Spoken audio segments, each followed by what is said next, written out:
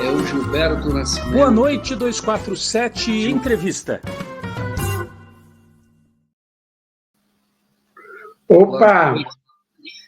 Obrigado, viu, Gilberto? Obrigado por ter aceitado o convite.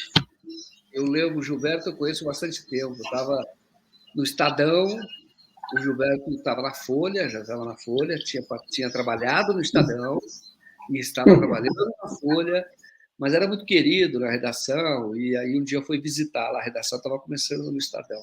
As pessoas adoram, ainda gostam muito de Gilberto, então todo mundo foi lá, cumprimentou, e eu fui apresentado ao Gilberto. E o Gilberto tem um jeito de padre, né? Parece um padre, né? E cobria a religião, é o maior especialista em religião, todo mundo dizia isso, né? Eram os dois grandes repórteres que cobriam, tinha o Denis Azevedo também, era você e o Walter Falseta. Eu acho que os três que cobriam melhor o tema religião, não é isso? Tinha o José Mairink também, o Mairink, lá do Estadão. Eu trabalhei com o Mairink no Estadão, depois trabalhei com ele no Jornal do Brasil. Com o Dermi Azevedo, a gente trabalhou juntos olha lá, o meu passado, né? Trabalhamos juntos na Agência Ecumênica de Notícias, que era uma revista onde escreviam Frei Beto, Leonardo Boff, um monte de pessoas interessantes, e o Dermi também havia sido editor dessa revista, eu entrei no lugar dele. E depois, na Folha de São Paulo, ele cobria a igreja. Para mim, era o cara que melhor conhecia a política interna da igreja no Brasil, na época da teologia da libertação e tudo, daquelas polêmicas. E aí, quando ele saiu da Folha, eu entrei substituindo o Dermi. Então, eu cobri muito essa área de igreja e, por isso, no Globo, quando eu trabalhei no Globo, tinha um editor que me chamava de Jesus. Depois, na Folha, era padre, e na Isto era reverendo. E na verdade, não é tão distante da realidade. Não que você seja padre, mas você teve uma atuação de militante na época da pastoral, ou pelo menos era quase pastoral, que era na Zona Leste. Não é? Eu não sei se foi o padre Ticão, com quem você trabalhava na Zona Leste, que não era jornalista ainda, era militante. Né? A gente vai estar no assunto, um assunto pesado daqui a pouco, que é como a perseguição da Igreja Universal contra o Gilberto por conta de matérias relevantes, interesse público, mas ele vai contar detalhes. Mas antes, eu pediria que você falasse, então, de como é que vocês tinham uma militância cultural na Igreja numa época que estava tendo abertura no Brasil, o fim da ditadura, não é isso? Exatamente. Assim, eu comecei no jornalismo mesmo em Mogi das Cruzes, na cidade. Trabalhei lá nos dois jornais da cidade, no Mogi News e no Diário de Mogi. E trabalhei também na Rádio Metropolitana de Mogi das Cruzes, dela experiência e tal. E eu sou da Sidney Mazzoni, era isso, não?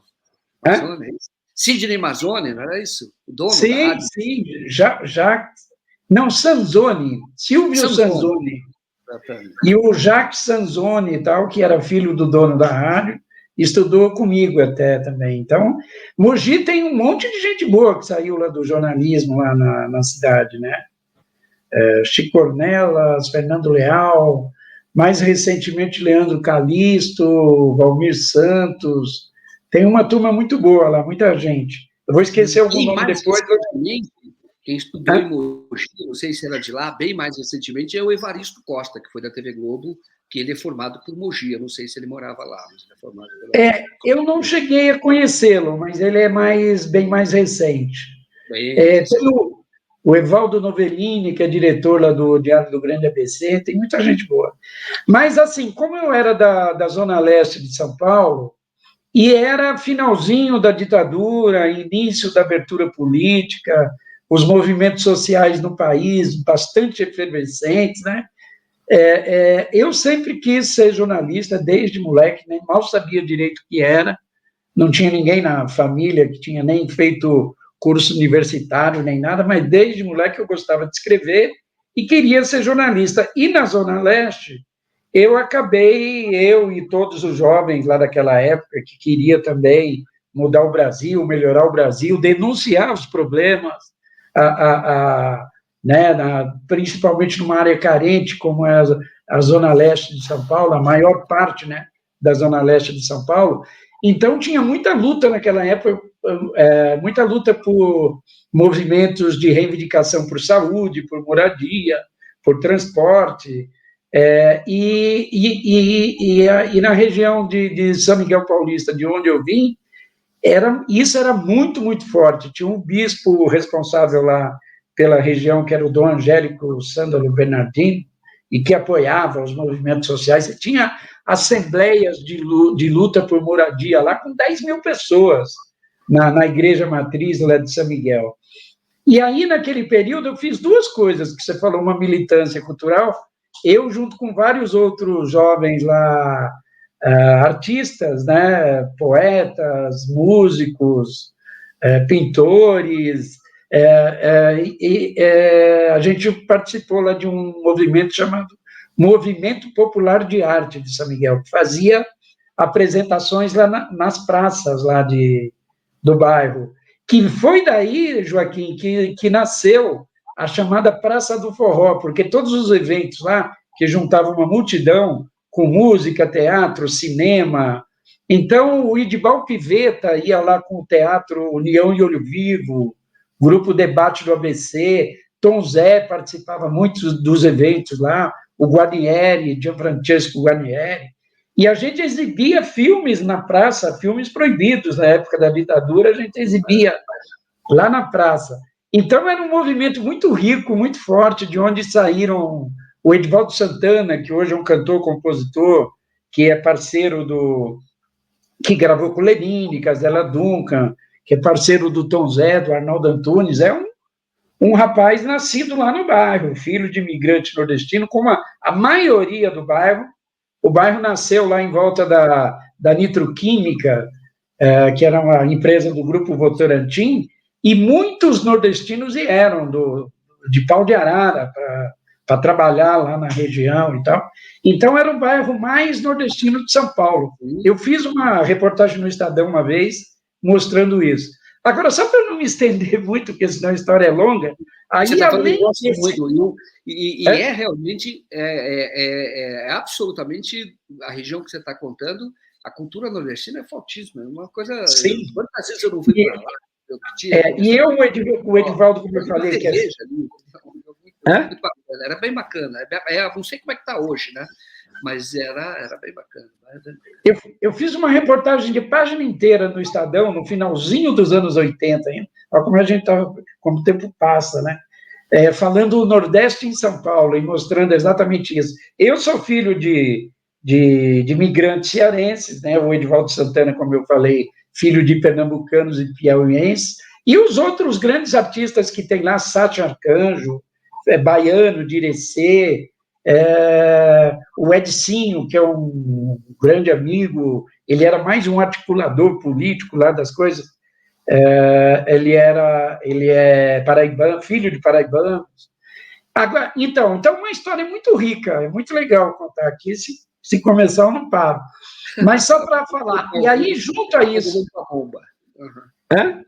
Daqui a pouco nós vamos para a bomba.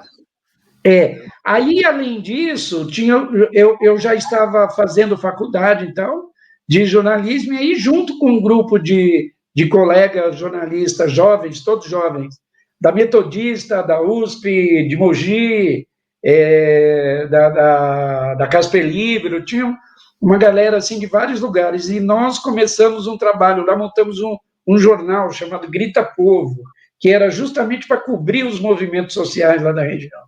E esse trabalho tinha um apoio da Igreja Católica, e foi a partir daí que eu acabei me aproximando, né, de pessoas como o Boff, o Beto, e indo fazer esses trabalhos. Aí trabalhei no Jornal da Arquidiocese de São Paulo, ou São Paulo, e a partir daí eu sempre queria escrever sobre política, né, política ou direitos humanos, mas não tinha jeito. Onde eu ia, pediam para eu cobrir religião, e foi assim que eu escrevi sobre religião no Globo, na Folha, e sempre querendo fazer política. Então, durante muito tempo, eu escrevi sobre política, direitos humanos, e acabei voltando para a religião aí depois de bastante tempo. Exatamente. Então, você chegou a ser editor de política na Folha, né? Se não me engano. E não foi? Não. Na Folha eu fui repórter. Eu era repórter de política, da editoria de política. Cobri a eleição de 89, junto com Chico Sá, Mauro Lopes. Os repórteres eram Chico Sá, Mauro Lopes, JB Natali, quem mais? Emanuel Neri. Sim, era uma equipe que cobriu a eleição, não foi você que coordenava? Não sei se eu estou enganado. Não. Lá na Folha eu era novo ainda, né? Era bem novinho. Até tinha algumas pessoas mais novas que eu, mas muito mais experientes que eu. Eu estava começando. Na Isto É, sim, aí eu fui subeditor de política. E depois, durante um período, eu virei editor, mas editor de educação. Um período que eu cobri muito essa área de terceiro setor, direitos humanos e educação. Aí eu fui editor. Porque eu sempre fui repórter, né? Como você, que é um grande repórter. Eu sou repórter, vou morrer repórter, porque eu gosto. Eu nasci para isso, eu gosto de ser repórter. E, na verdade, se a gente for ver, com todo respeito a outras atividades, eu já tive outras funções, mas tudo gira em torno da reportagem, da informação, sim, sempre. E aí eu quero até apresentar para falar desse assunto. O Gilberto, ele tem vários furos de reportagem, mas um dos furos muito marcantes acabou ficando conhecido dele, mas teve uma repercussão grande na TV, mas ele deu antes, que foi na Isto É, que foi a denúncia do esquema de como foi que a Universal comprou a televisão. Então, era a partir do depoimento de um pastor, e falava até de viagens à Colômbia, com remessa de dinheiro para cá. Ele tinha um vídeo, mostrava as imagens todas, contava o relatório, do Edir Macedo ensinando como pedir a contribuição, tomar dinheiro do povo, porque eles falam, o linguajar é esse, bem vulgar, inclusive. Era num jogo de futebol, era tomar dinheiro mesmo, eles falavam. Ou dá ou desce, essa frase ficou famosa do Edir Macedo, ensinando os pastores a... Esse furo de reportagem é do Gilberto, entendeu? Então, entre outros que ele teve, desse marcou muito. E, mais recentemente, ele deu vários furos de reportagem da vida dele, mas mais recentemente teve um outro que repercutiu bastante, que fala sobre lavagem de dinheiro, e a partir de um inquérito, investigação do Ministério Público, e tem mostrou atuações via banco, né? Bancária, e tem, inclusive, uma pessoa que está presa e dizia: eu lavei dinheiro, eu estou preso, e eles não. Ninguém da Universal. Bom, e o que aconteceu com o Gilberto? Ele quer falar sobre isso. Teve um inquérito contra ele, simplesmente querem que ele entregue a fonte, que ele mostre como é que ele descobriu essa matéria. Fala sobre isso, o que está acontecendo. Isso é um assédio terrível, porque o que ele fez é jornalismo. Mas eu passo a palavra a você para você contar essa história, por favor. Então, hoje à tarde eu fui, não recebi uma intimação, mas fui convidado ou citado, né, para depor no inquérito policial que foi aberto a pedido da Igreja Universal do Reino de Deus e foi aceito pelo Ministério Público, por conta de duas reportagens que eu fiz, como você já citou. Foi uma entrevista com um empresário de Ribeirão Preto. Era um empresário que havia criado uma empresa nos moldes do Mercado Livre, e ele vendia produtos eletrônicos na internet, só que ele não entregava ou vendia produtos falsificados, e ele acabou sendo denunciado e investigado pela polícia lá em Ribeirão Preto, e depois também foi denunciado pelo Ministério Público. E esse empresário era membro da Igreja Universal, ele era fiel da Igreja Universal, e ele passou a fazer doações milionárias para a igreja. O Ministério Público e a Justiça lá comprovou depósitos em torno de 4 milhões, valores, às vezes a gente pode errar um número exatinho, mas era por volta de 4 milhões, e ele diz que doou mais de 20 milhões, e doou, além disso, Mercedes-Benz, Audi, BMWs e tal, e ele começou a ser investigado. E aí, no transcorrer desse processo, apareceram essas doações vultosas, né, que causou estranhamento lá ao Ministério Público.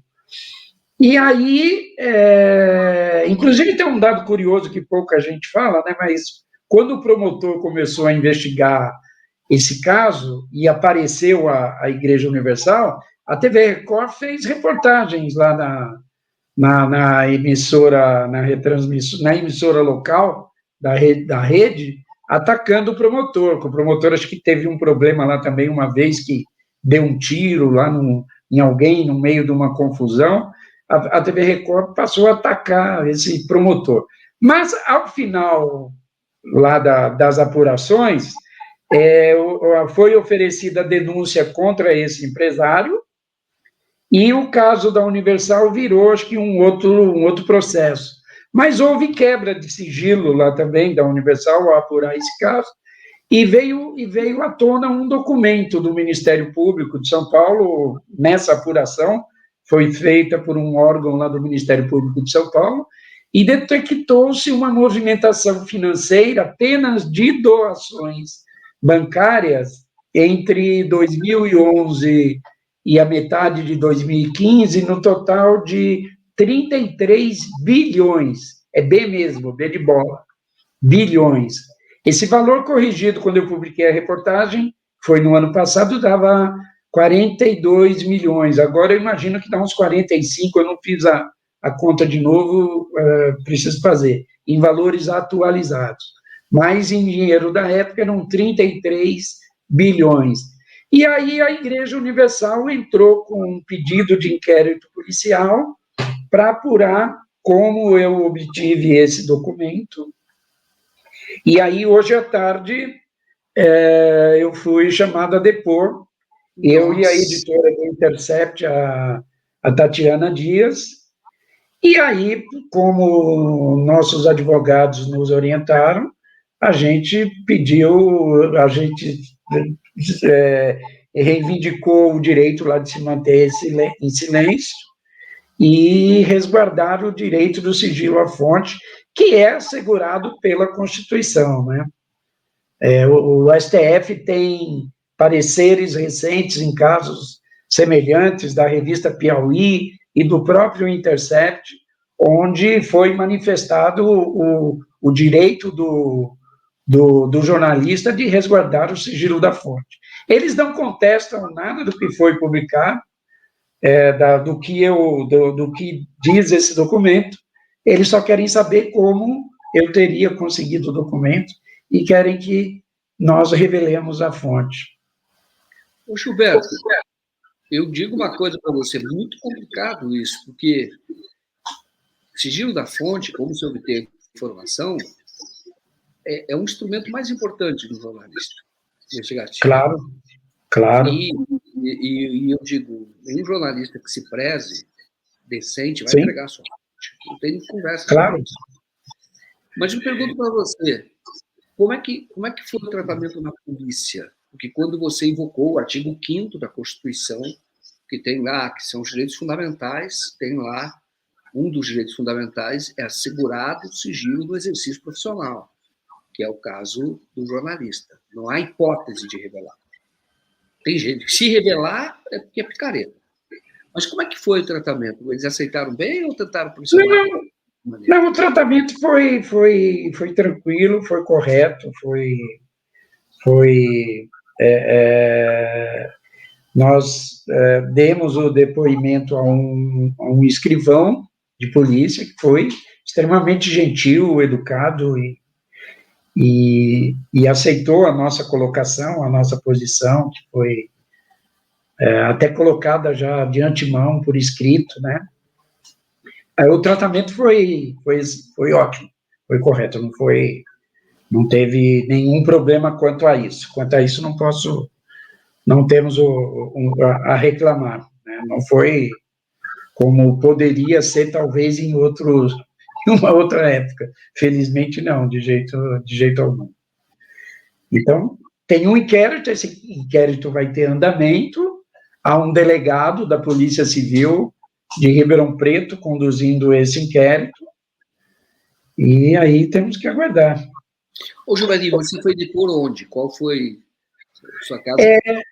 Foi numa divisão da Polícia Civil de Ribeirão Preto, porque o empresário... Online? Não, foi online. Foi hoje à tarde, online, até por conta também da distância. Até o escrivão de polícia falou que algumas a pandemia foi, obviamente, uma tragédia terrível, né, para todos nós brasileiros. Eu perdi minha mãe, por exemplo. Mas, entre outras coisas, ela acabou, até porque naquele período não tinha como, criando essa facilidade hoje aí dos depoimentos via online. Naquele momento era uma necessidade, e hoje, em grande parte dos casos, até tem sido feita dessa forma e dessa maneira. Principalmente em casos de pessoas que estão em cidades ou até em estados diferentes e tudo mais. Entendi. De qualquer forma, é sempre desagradável, né? Você é um repórter, tem que explicar como fez a matéria, é uma coisa desagradável. E, claramente, a igreja sabe, os advogados da igreja sabem. A igreja, inclusive, tem emissora de TV. Então, sabem que o sigilo da fonte é preservado, você não vai revelar. Mas eu acho que eles fazem isso porque é uma espécie de assédio, né? Só para lembrar, fizeram isso tempos atrás, tem bem, alguns anos, né? Com a jornalista Elvira Lobato, né? Que falou das TVs, de como que era esse esquema de TVs da Record. E aí, os fiéis foram orientados, fizeram ação em várias cidades. Eles entravam com ação em várias cidades, ela tinha que responder em várias, daí ela conseguiu derrubar isso. Mas é um assédio, não é, Ângelo? Olha, eu até no meu livro, né, chamado O Reino, que eu conto a história, ele está ali atrás, ó, que eu conto a história da igreja do Edir Macedo e a trajetória a história do Edir Macedo e a história da Igreja Universal, eu detalho esses casos aí. Lá atrás, quando eu trabalhei na Isto É, eu já fiz várias reportagens sobre a igreja naquele momento, sobre o fechamento de um banco, que o Edir Macedo é dono de banco, né? Já foi dono de um que foi fechado a partir de denúncias de irregularidades pelo Banco Central, e hoje ele é dono de outro banco, Banco Renner, que virou o Banco Digimais, e naquele momento, quando eu fiz as reportagens mostrando esses problemas lá com o banco e também as denúncias de empresas em paraísos fiscais que a igreja teria mantido, o Ministério Público Federal encaminhou essas denúncias, né? E naquela época eles entraram com 7 queixas-crimes contra mim.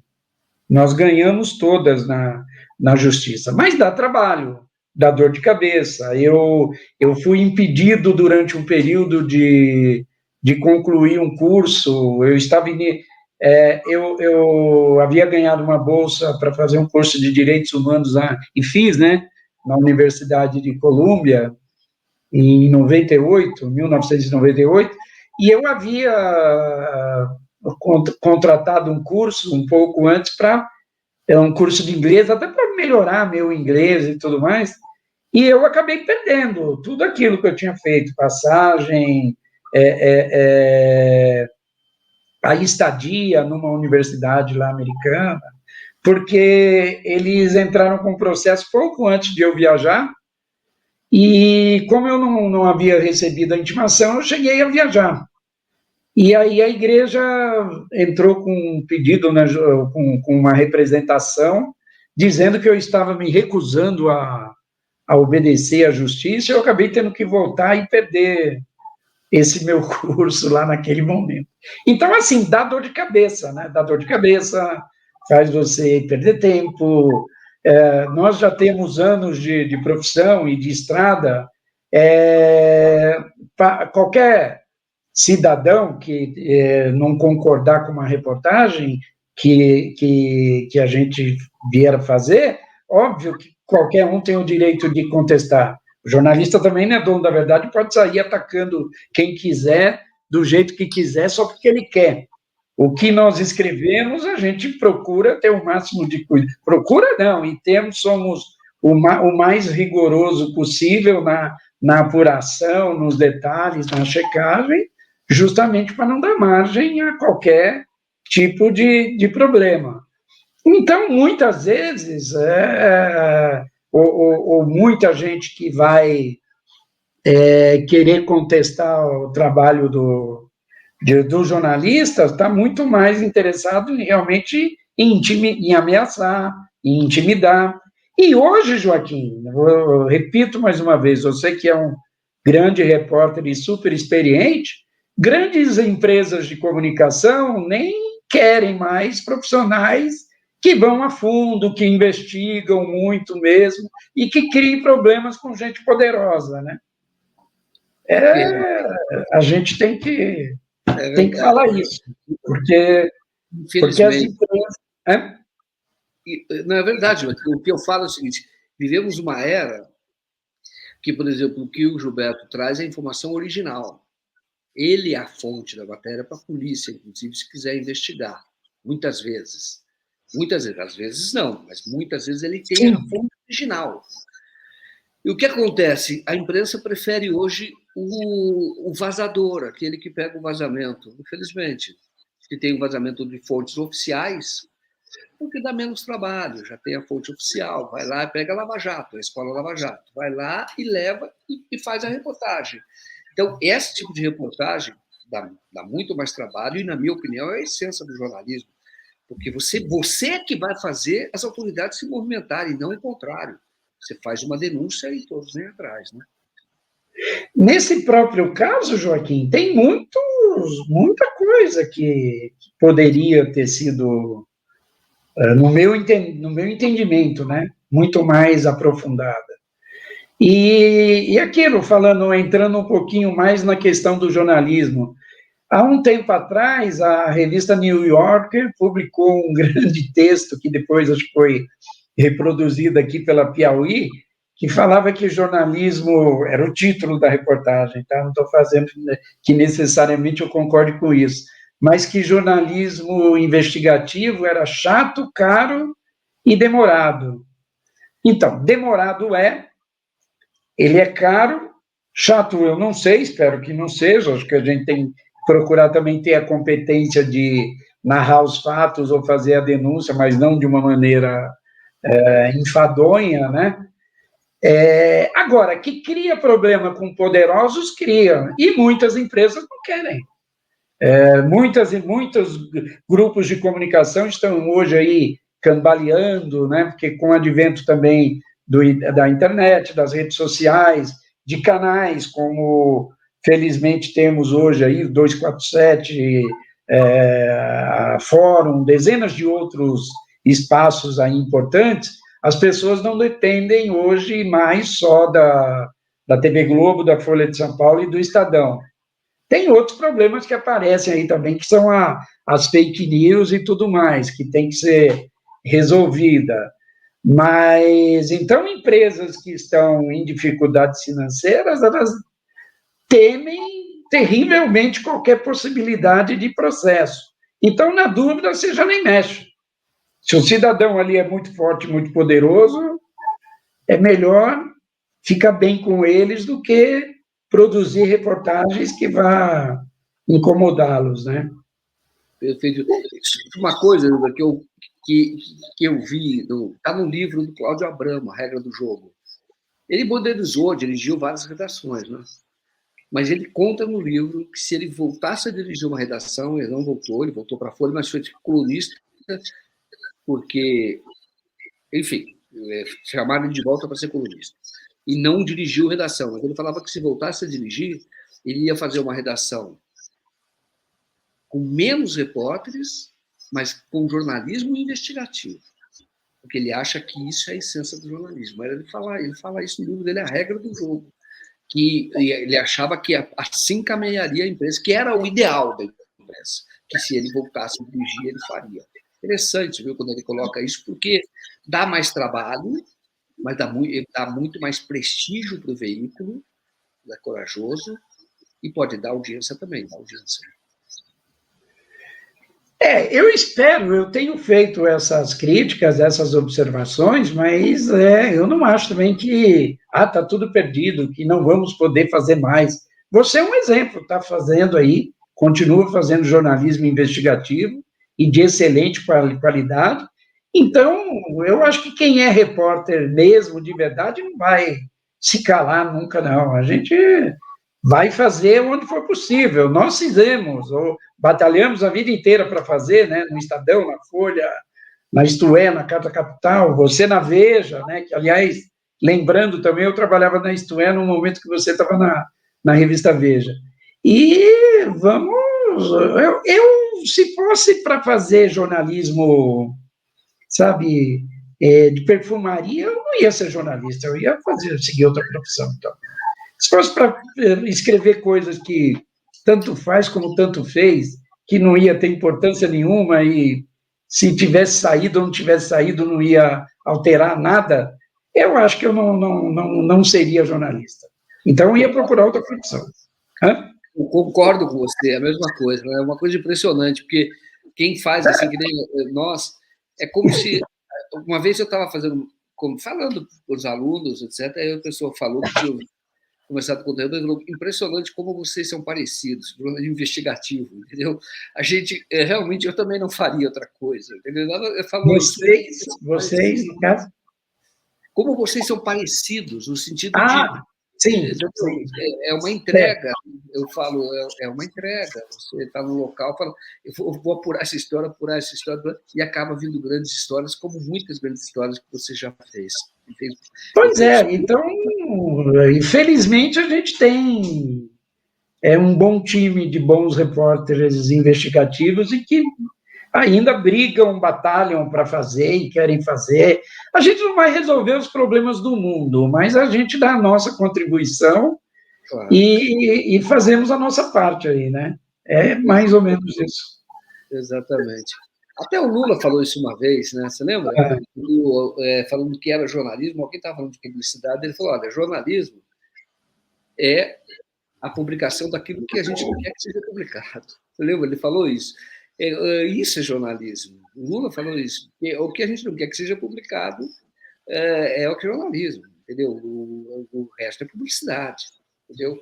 Então, ele fez esse comentário, acho que no primeiro governo dele, algo assim. Achei muito interessante, porque é uma definição boa, eu acho.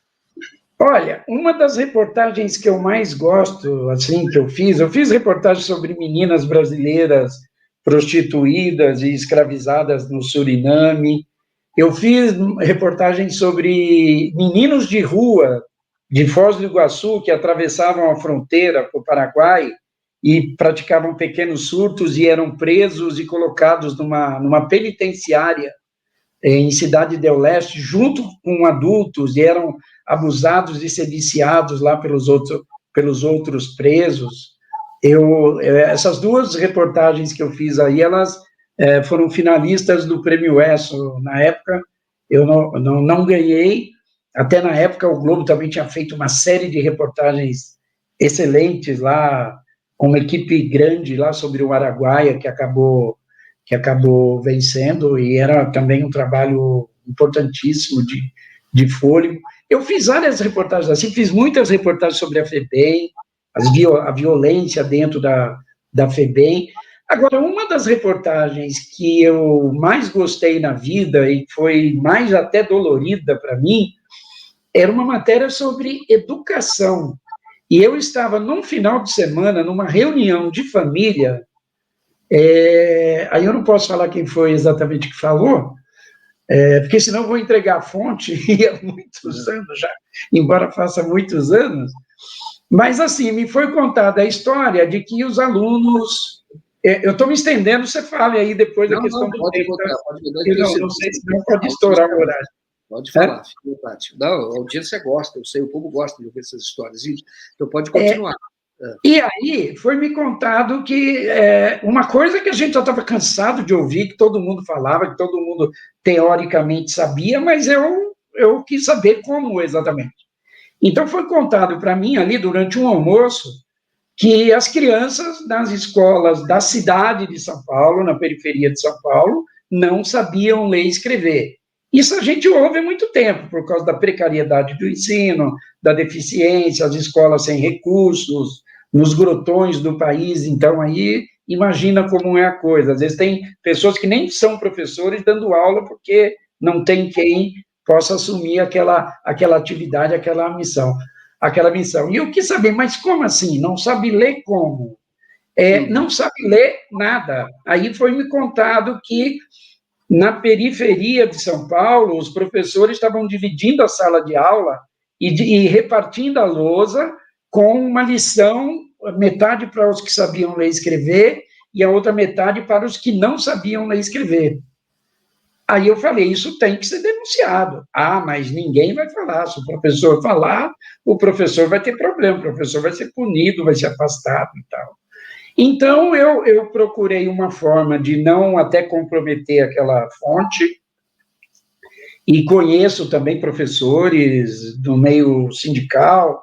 Em resumo, eu consegui um jeito de, procurando várias escolas na Zona Sul e na Zona Leste de São Paulo, com o compromisso de que não fosse citar nenhuma escola, né, nenhum nome de professor, mas eu queria ter acesso àquele grupo de alunos para tentar ver e dimensionar o que era, né, como poder exemplificar ou mostrar o nível de conhecimento ou de desconhecimento. E aí eu lembro que, numa sala de aula depois, estávamos eu, o repórter da Isto É, a professora e um grupo de alunos, e aí uma professora que teve a ideia na hora de passar um pequeno ditado: no dia 22 de abril foi descoberto o Brasil, tal. E aí foi triste, foi terrível, foi uma das cenas mais chocantes, assim, para mim, ver dois dos meninos, assim, envergonhados e desesperados, porque eles não sabiam nada, nem como escrever. E aí, depois, quando recolhemos aqueles pequenos pedaços de papel com texto, pareciam hieroglifos, parecia romeno, parecia qualquer coisa. E a reportagem da Isto É foi aberta com um desses textos, assim. Aí, na época, o Paulo Renato era o ministro da Educação, e ele ligou para mim no dia seguinte, falando que ia implantar um projeto nacional de alfabetização, um projeto de formação de educadores para alfabetização. Ele falou que já era uma ideia, que estava parada lá e tal. Então, aquilo tinha que ser mostrado. E eu lembro que, quando saiu a reportagem também, o ministro falou que era culpa dos professores.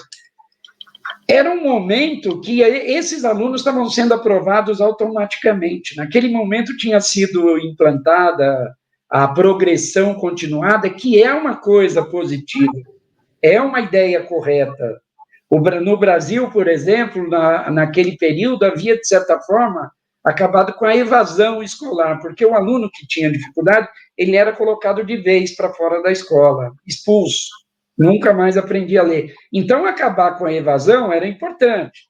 O objetivo da progressão continuada é isso, só que você tinha que dar um reforço especial, uma atenção especial a esses alunos com dificuldade, não aprová-los automaticamente. Então, os meninos iam passando da quarta série para a quinta série, sexta série, estava na sexta série, sétima série, daquela forma. Isso era também inadmissível.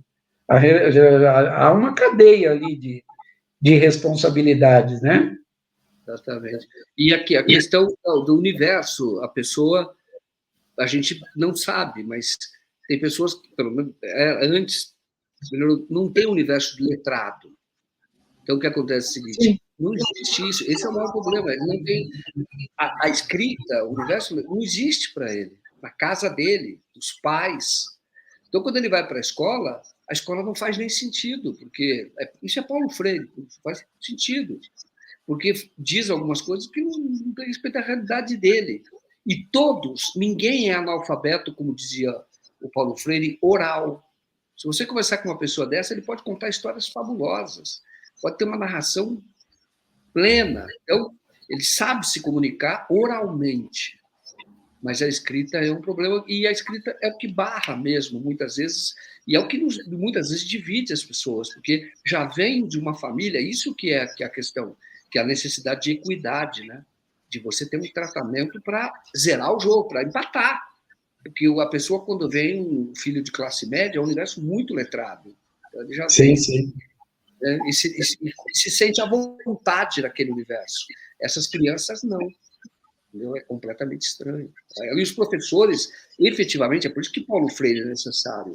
Os professores não têm essa preparação para tentar fazer com que a educação tenha sentido na vida dele. Não seja uma coisa fora da vida. Entendeu? Quando ele vai para lá, é uma coisa fora. Não tem sentido para ele. Agora, quando fala da realidade dele, teria. Mas é difícil, porque a educação não está preparada para isso, né?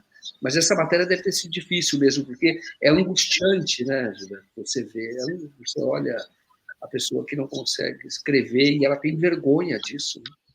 Né? Com essa reportagem, eu acabei ganhando o prêmio Ayrton Senna de jornalismo. Né? E não existe mais esse prêmio, é uma pena, mas era incentivo até para quem fizesse reportagens ou trabalhos na área de educação, e era muito importante. Eles tinham um consultor que era muito bom na área de educação, não lembro quem era, que não era nem a Viviane, mas era um consultor na área de educação, e era importante, realmente eles tinham essa preocupação, esse consultor era bom, e o prêmio era uma das formas de fazer com que a imprensa cobrisse a educação, né? A Viviane Senna, durante um período, ela quis... É uma pena, porque depois ela, sei lá, mudou um pouco, parece um pouco a linha de trabalho, de atuação, acabou até tomando... mudou um pouco, mas eu conhecia muito a equipe que participou, que montou, basicamente, o Instituto, e tinha um trabalho, assim, bem interessante. Durante um período, ela quis até montar uma faculdade ou um curso que preparasse jornalistas para atuar na área de educação, direitos humanos. Eu participei de uma reunião lá na fazenda do Ayrton Senna, fazendo revelações aqui, com um grupo de jornalistas da área... Tatuí? Era fazenda em Tatuí? Em Tatuí. Eu fui lá. Com um grupo de colegas jornalistas da área de educação, terceiro setor, foi muita gente boa, importante lá na época, mas depois não falaram mais nada para a gente. A ideia, infelizmente, morreu, não foi levada adiante. Se fosse, teria sido uma iniciativa muito boa, né? Legal, reunir jornalistas ali para Tatuí, então teve realmente era algo, teve preparação, né? Porque senão faria reunião em qualquer lugar, mas reuniu como se fosse um seminário ali, né? Uma reunião. Foi um seminário, um final de semana, as pessoas puderam levar a família, até porque era um lugar belíssimo, privilegiado, né? Em condições de receber bastante gente e tal. Eu lembro que participamos desse encontro, eu vou cometer injustiça agora se eu esquecer nomes, mas o Gilberto de Menstein, a Ana Penido, o Fernando Rossetti, que cobriu educação na Folha de São Paulo por muitos anos. Aí não me lembro agora se o Demétrio Weber, que cobria educação pelo Estadão, tinha vários profissionais bons e preparados e que conheciam muito essa área, né? Ela tinha essa preocupação, Viviane Senna tinha. Eu não lembro o consultor, o nome dele, porque uma matéria que eu fiz, eu me reuni antes com ele, conversei muito com ele. Ele era um cara bem preparado mesmo. Ele era um diretor. Eu não estou lembrando o nome agora. Recentemente tinha Magno, que era uma pessoa lá, se não me engano, veio lá do Ceará. Mas eu também não estou lembrando o nome, por isso eu vou cometer injustiça. Mas teve muita gente boa lá no começo. A Senise Monte Vicente, o próprio Fernando Rossetti, que depois foi trabalhar lá. O Márcio Schiavo, que era um consultor lá do Rio de Janeiro. Tem coisas, às vezes, legais, ô Joaquim, que as pessoas fazem e a gente nunca fica sabendo. esse Márcio Schiavo, que trabalhou no Instituto Ayrton Senna, como a Senise e Monte Vicente, que também trabalharam na Petrobras, na área de responsabilidade social, durante o governo Lula, muita gente faz, às vezes, muita coisa legal que não vem a público e as pessoas não ficam sabendo. O Márcio Schiavo, por exemplo, ele foi um dos precursores aqui no Brasil do chamado, eu fiz essa reportagem na Isto É, do chamado merchandising social. Ele pegava temas de importância para a juventude, para a educação. Então, por exemplo, a questão da AIDS, a questão de gravidez infantil, combate ao racismo, um monte de coisa assim, e preparava textos que podiam ser incluídos depois nas novelas da Globo. E depois isso era conversado e trocado ideia com os autores e com a permissão e a anuência da Globo, óbvio, né, claro.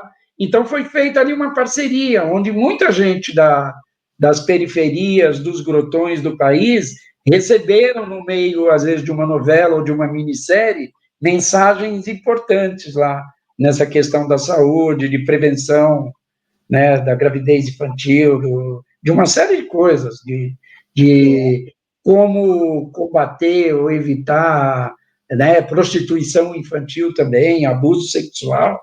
Então, eram falas inseridas no meio de personagens, onde se mandava um recado e era um trabalho educativo importante.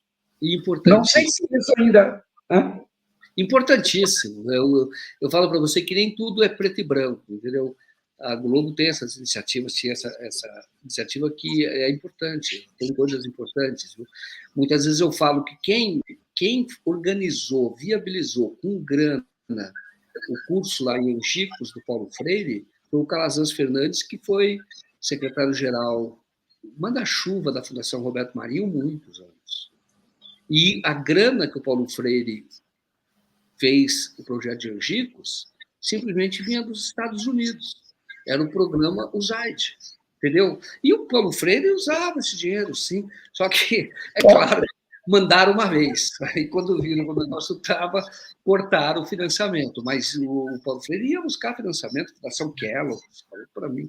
Isso, ele ia buscar onde tinha esse financiamento. Isso é interessante, a educação. E tem iniciativas que, às vezes, vêm até o Banco Itaú, tem a NECA Setúbal, ela tem um trabalho na área de educação importante.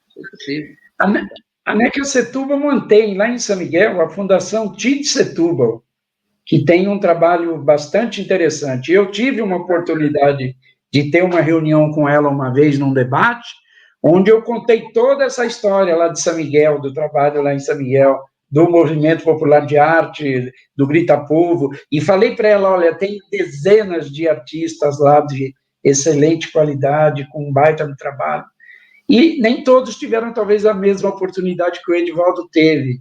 Sacha Arcanjo é um compositor, cantor e compositor baiano, morador lá de São Miguel, que tem um trabalho fantástico. Tinha o Raberuan, tem muitos e muitos outros artistas lá. Tem o Sarau da Casa Amarela, lá de São Miguel, que até hoje lá. E é legal ver que tem grupos novos, né, que surgiram nos últimos anos, frutos de todo esse trabalho, né?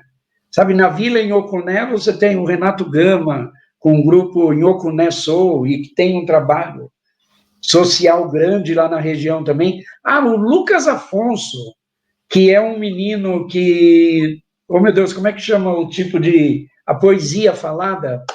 Como é que se... Cordel?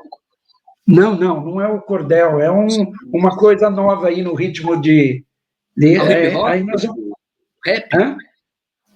É rap, mas tem um outro nome. Ele participou de concursos lá na França e tal, e é um menino lá de São Miguel, que mora na Zona Leste até hoje, que tem um trabalho fantástico aí na internet. Ele fez um vídeo que fala durante o governo Bolsonaro, aí, na época da pandemia, que viralizou, que teve milhões de views, né?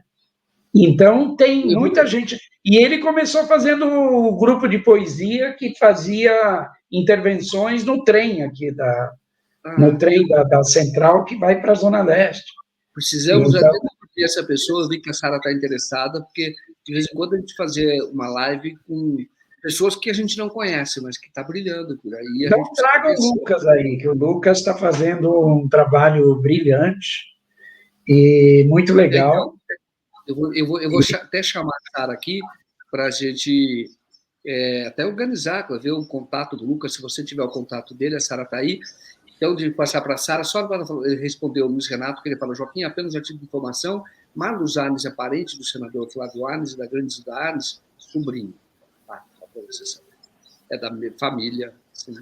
É sobrinho do Flávio Arnes e da Zilda Arnes. E já para que a gente está contando história, mas não é só para jogar confete, não, viu? É que você falou do Paulo Freire aí.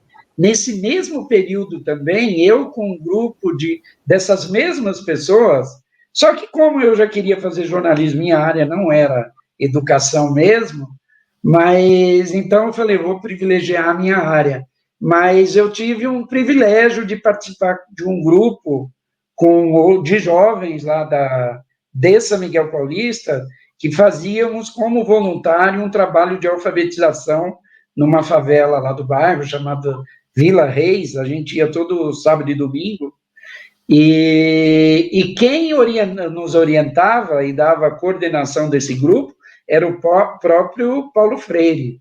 A gente se reunia na casa do Paulo Freire, não me lembro se era uma vez por semana ou a cada 15 dias, e ele nos orientava. Era sei lá, um privilégio ter convivido um pouco com o Paulo Freire e aprendido alguma coisinha. Meu negócio era jornalismo mesmo, não educação. Aí os outros colegas continuaram, mas durante um tempo eu participei. Quer dizer, tinha uma moçada, grupos de jovens na Zona Leste de São Paulo, querendo participar, fazer as coisas, né? Falando mais de uma vez, como eu falei, nós não vamos mudar o mundo, mas vamos fazer a nossa parte, a nossa contribuição. E não à toa, São Miguel Paulista, naquele período, eu lembro que foi uma das primeiras reportagens que eu fiz lá no Grita Povo, hein? O nome do nosso jornal era Grita Povo. Era uma das primeiras reportagens lá que fizemos lá, era mostrando que naquela época São Miguel Paulista era o maior reduto, ainda era o finalzinho do governo militar, era o maior reduto de oposição no Brasil. Não, maravilhoso. E pelo que eu experiência de repórter, o povo brasileiro é maravilhoso. Você dá um pouquinho de oportunidade, a resposta é gigante. Basta um pouquinho de oportunidade. Tem gente muito talentosa, inteligente, criativa. Eu acho que é maraviloso o povo brasileiro. Vou passar para a Sara para a gente encerrar, Gilberto, porque está pensando no nosso tempo. Senão nós vamos ficar contando história até amanhã. Ô, Gilberto, tá todo mundo aqui chutando. É repente, é hip hop, é rap. A Lívia tá falando aqui, a poesia se chama slam, é isso? Slam. Opa, slam. Nós estamos mostrando que nós somos... A Sara não, né? É slam. O Lucas ganhou campeonato de slam na França. E tem outro... Bater um papo com ele. Falando para a Sara de trazer aqui e bater um papo com ele. E eles fazem eventos grandes aqui na Vila Guilhermina, na Zona Leste, se não me engano, toda quinta-feira. É um trabalho muito, muito legal. E o Lucas é um cara super criativo. A mãe dele era do movimento de saúde, lá da Zona Leste, uma das criadoras e batalhadoras. O pai dele trabalhava na FEBEM. Então, um menino que tem um trabalho interessantíssimo, muito, muito legal. Legal. E esse vídeo dele aí, vocês já devem ter visto, talvez, não sei. Viralizou, tem milhões e milhões de visualizações, né? Bom, vamos bater um papo com ele, trazer aqui, mas vamos ter que encerrar, Gilberto, vou passar para a Sara. Sim. Eu tenho que ler rapidinho aqui, porque foi uma mensagem ainda no papo sobre a Rita Lee. O Luiz Alberto Benevides fala assim, ele faz uma citação de uma fala de um tweet da Rita Lee em 2011. Ela fala assim, só de não ouvir o Lula e sua voz de catacumba, com rodelas de suor debaixo do braço, cuspindo perdigotos, já é um alívio. E aí o Luiz Alberto Benevides fala que o Lula perdoou a Rita Lee, né? É muito curioso isso. Ninguém fez questão de relembrar essa história. Deixa eu ver, tem outra mensagem aqui, a Mônica Mello tá falando assim, Sara, avisa para o Marcelo Show, né, que o traíra do Arthur Lira afirmou na LIDE que vai manter as privatizações, que elas vão continuar. O Ted Boy Romarino está lembrando que o Google faz censura bloqueando o Russian Today. O Paulo Tomás fala assim, olha, desculpa, mas essa mistificação do Google é prejudicial. Todos os discursos contidos nas fake news foram criados pelos velhos monopólios da TV brasileira. O Mário Cortez fala, lembrando que Flávio Dino concorreu no mesmo lugar que o curso do Moro. E ficou em primeiro lugar. O Moro, aquele que escreve texto com S, né? Que tá todo mundo lembrando, quando você falou de analfabetismo funcional, todo mundo lembrou dele aqui. Também a Ana Maria de Oliveira Ninha fala que também frequentava o Riviera, o ponto 4, no final dos anos 70, e na Praia do Trindade. Foi um papo aqui nostálgico com o Alex. E o Luiz Renato fala assim, Joaquim, apenas para títulos de informação. Você leu, né? Que é sobre a família Arnes. Isso. E eu mostrar aqui para as pessoas, eu faço sempre a propaganda para o Gilberto. Muito obrigado, Sara. Que legal. Esse é o principal livro que tem, se quer entender a Igreja Universal. Ele tem as biografias dele lá, mas é oficial, escrito pelo Douglas Tavolaro. Mas se quiser conhecer a história mesmo, tem que ler o livro do Gilberto. É isso. Gilberto, obrigada. Joaquim, muito obrigada também. Muito, muito obrigado aí pelo convite. Eu não sei se a gente saiu muito do tema, né? Mas... Aqui é bate-papo, Gilberto. Aqui foi legal, adorei. E o povo aprova. Assim que é o eu fiquei relembrando um monte de coisa, foi muito legal, muito interessante. São Miguel é uma área a ficar de olho, viu? É uma área de onde veio o Edivaldo Santana, Antônio Marcos morava lá, Hermeto Pascoal morou lá quando veio para São Paulo, a Roberta Miranda, o Renato Braz, grande cantor-compositor, passou por lá. Tem muita coisa interessante em São Miguel, viu? Sei disso. E agora, só para finalizar, né, um absurdo que nós, depois de tantos e tantos anos, escrever reportagem, alguém não gostar, tem que mandar a gente ir depor na delegacia por conta de uma reportagem que a gente fez. Se alguém estiver caluniando alguém, escrevendo inverdades, difamando, aí ok. Mas e dar satisfações porque alguém não gostou do que foi publicado e não tem nem o que contestar quanto a ser publicado, isso sim a gente não pode admitir, né? Obrigado pelo convite, abraço a todos. Valeu, Gilberto. Tchau. Até mais. Boa noite a todos. Valeu.